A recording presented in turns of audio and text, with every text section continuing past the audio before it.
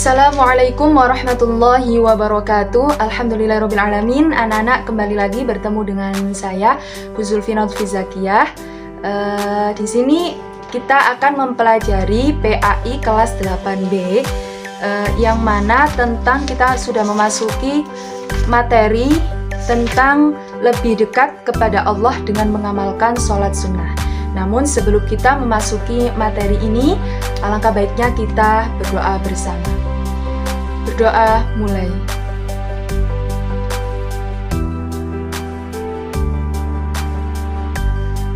Selesai. Di sini ada tujuan pembelajaran. Ada 4 tujuan pembelajaran. Yang pertama, menjelaskan pengertian sholat sunnah.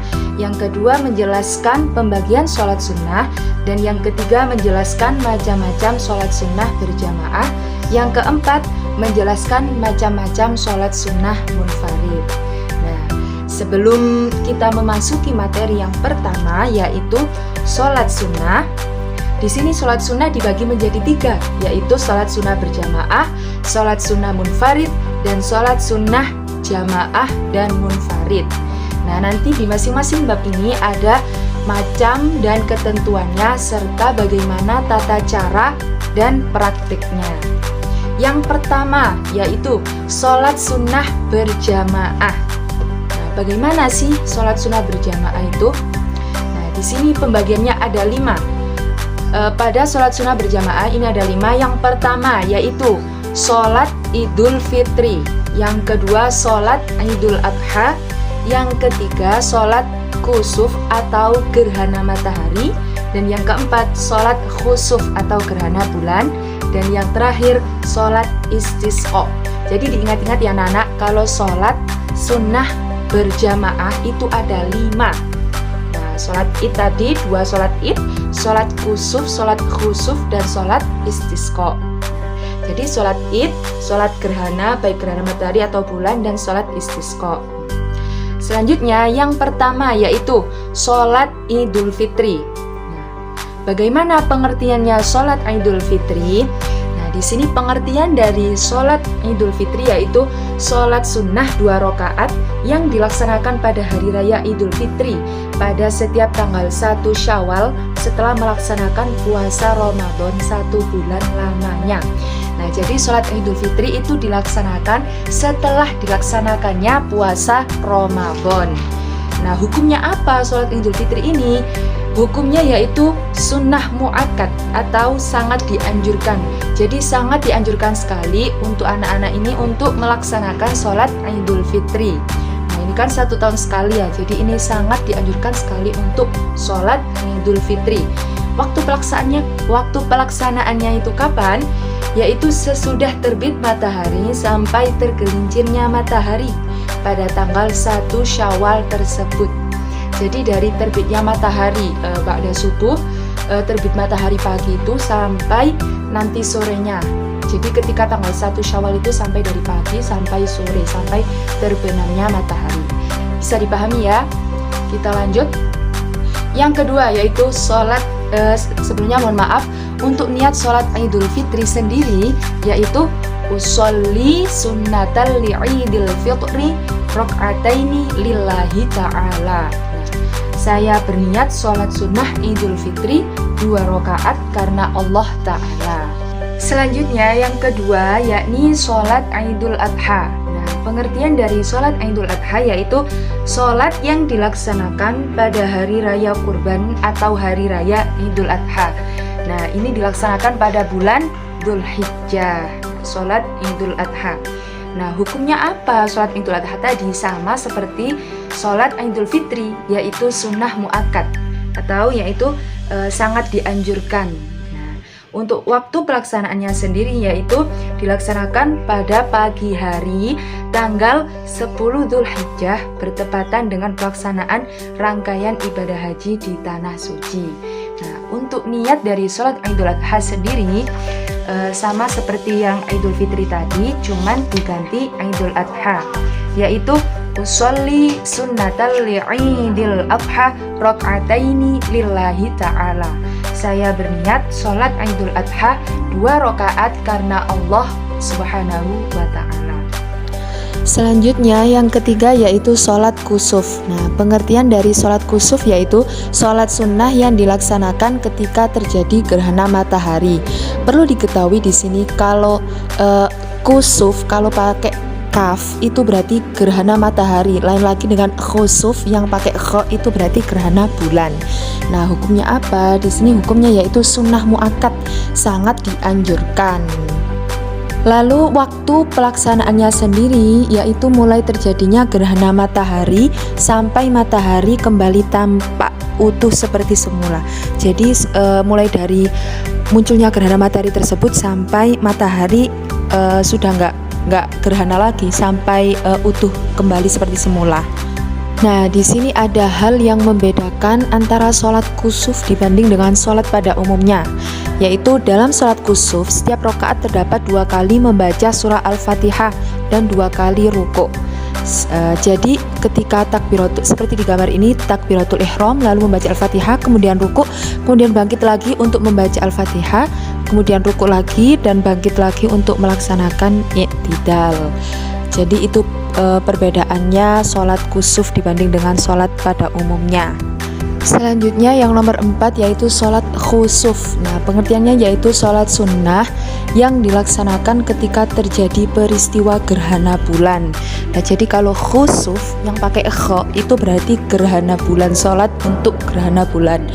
Nah, hukumnya yaitu sunnah muakkad, sangat dianjurkan.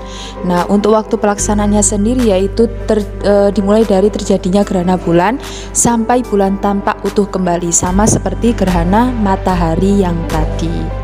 Selanjutnya yang nomor 5 yaitu sholat istisqa. Pengertiannya yaitu sholat sunnah 2 rakaat yang dilaksanakan untuk memohon diturunkannya hujan. Jadi istisqa ini ketika ada suatu wilayah yang musim kemaraunya sangat panjang, biasanya warga masyarakat melakukan sholat istisqa. Nah, ada beberapa hal sebelum dilaksanakannya sholat istisqa diharapkan untuk yaitu berpuasa selama 4 hari berturut-turut, selanjutnya bertaubat kepada Allah, dan pada hari keempat semua anggota masyarakat muslim pergi ke tanah lapang yang akan dipakai saat untuk melaksanakan sholat istisqa. Jadi ketika melaksanakan sholat istisqa ini disunahkan untuk dilaksanakan di tanah lapang, tanah terbuka, ruang terbuka. Selanjutnya dianjurkan berpakaian sederhana dan disunahkan membawa binatang peliharaan ke tanah lapang tersebut. Dan sepanjang jalan masyarakat dianjurkan juga untuk banyak beristighfar, karena ini kita memohon diturunkannya hujan sekaligus kita memohon ampunan kepada Allah. Jadi kita dianjurkan untuk memperbanyak istighfar. Selanjutnya yaitu tentang sholat sunnah munfarid. Nah, munfarid di sini berarti sendirian. Kalau yang tadi berjamaah, berarti kalau munfarid ini sholat sendiri, sholat sunnah sendiri. Itu ada 3. Apa saja? Yang pertama yaitu sholat sunnah rawatib. Nah, sholat sunnah rawatib ini jika dilihat dari pelaksanaannya yaitu sholat sunnah qobliyah dan ba'diyah. Nah, sholat sunnah yang dilaksanakan setelah atau sebelum sholat fardu. Namun di sini sholat sunnah rawatib ini dibagi menjadi 2 macam, yaitu sholat rawatib muakkadah dan sholat rawatib ghairu muakkad. Nah, sholat sunnah rawatib dibagi 2. Yang pertama sholat rawatib muakkadah, yang berarti yang sangat dianjurkan. Nah, di sini ada 5, yaitu 2 rakaat sebelum sholat duhur, 2 rakaat sesudah sholat duhur, 2 rakaat sesudah sholat maghrib, dan 2 rakaat sesudah sholat isya, dan 2 rakaat sebelum sholat subuh.